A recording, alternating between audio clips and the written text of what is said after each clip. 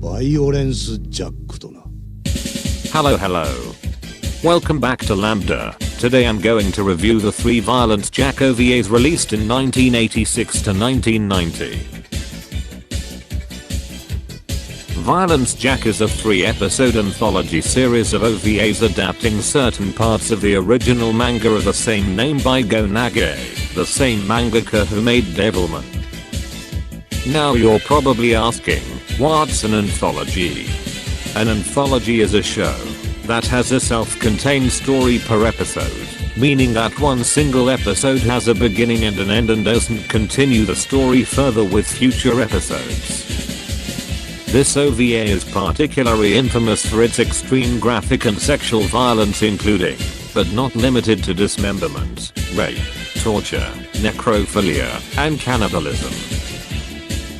Because of this, the OVA is usually dismissed as a shock factor only anime that is hard and tedious to watch. But how much of it is just for shock factor? Are there things to enjoy with this OVA that can make it entertaining if you can stomach the extreme violence in it? Short answer, yes, there are some things to enjoy about this OVA that make it just worth it to watch if you can handle the violence. However, the same cannot be said for the first episode, called Violence Jack, Slum King.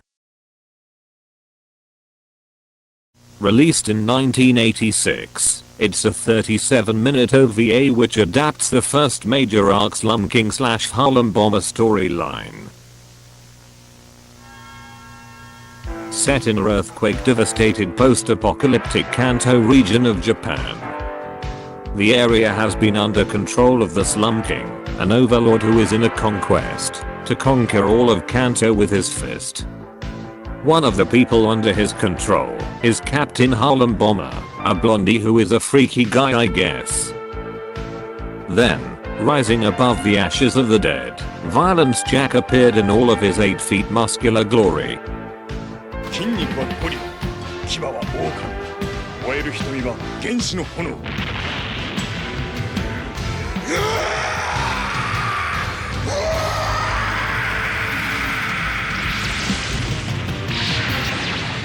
He then travels around in search of someone. There he encounters many events that challenge him and everyone who is near his aura-filled presence. The first thing I wanna talk about is the story / plot.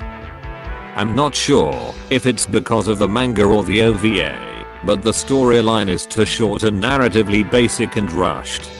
It tries to cram all of it into just 37 minutes of runtime, and thus the story feels rushed and overly simplistic. The characters are severely underdeveloped, including Violence Jack himself, who is more of a force of nature than an actual character. Violence Jack is a very one-dimensional character.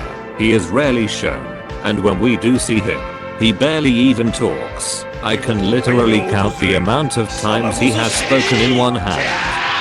And because of this, and the fact he only comes when a catastrophe has happened, he ends up feeling more like a tool for the writers instead of a character.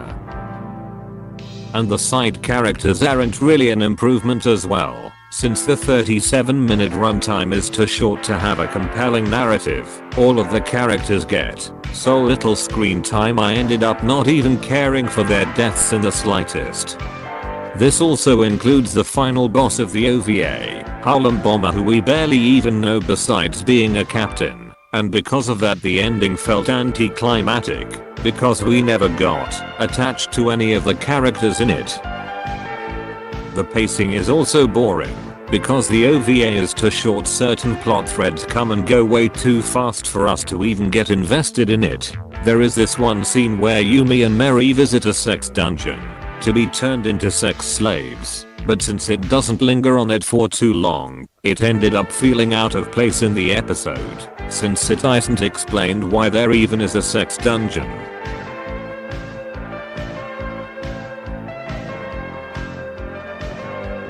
Now in the next part, I wanna talk about the OVA's animation and gore. The animation and visuals for Slum King is shockingly cheap. Even for a 80s TV show like Fist of the North Star, it looks cheap in comparison. And no, I'm not cherry picking the most terrible looking scenes in the OVA. This scene of people running is probably the best piece of animation you're getting from this OVA. The animation is very limited with countless amounts of still shots of still images and countless reused frames. And it's not just the animation fluidity, the OVA's visuals look flat in comparison to the other 2 episodes. I mean, come on, just look at this. Let's compare scenes from Slum King to the next episode, Violence Jack Evil Town.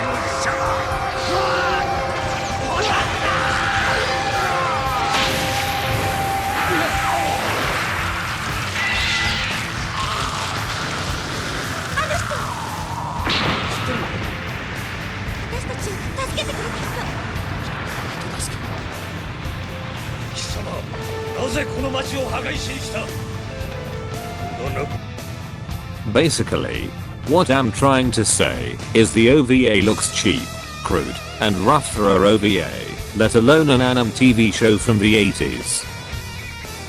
The violence in Slum King is serviceable for an anime, but when compared to Evil Town or Hell's Wind, where extreme dismemberment and torture happens every 9 minutes, it's pretty tame, and not really extreme for a Violence Jack episode. Next will be the voice acting. They're okay. There really aren't any unique standouts in the cast. They did their job and they're just alright. But Violence Jack's scream in the OVA sounds unintentionally funny.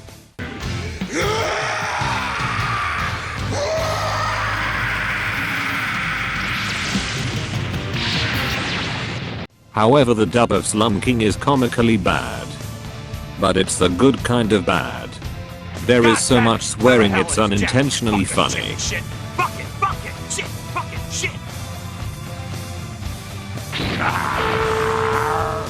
And everyone's line delivery feels generic. But at least the narrator at the beginning sounds pretty good. By pure chance, a planet stood in the comet's path. A planet known to its inhabitants as the Earth. So to summarize, out all the 3 episodes of Violence Jack, Slum King is the shortest, cheapest, most narratively flawed, most tame, and ultimately most boring.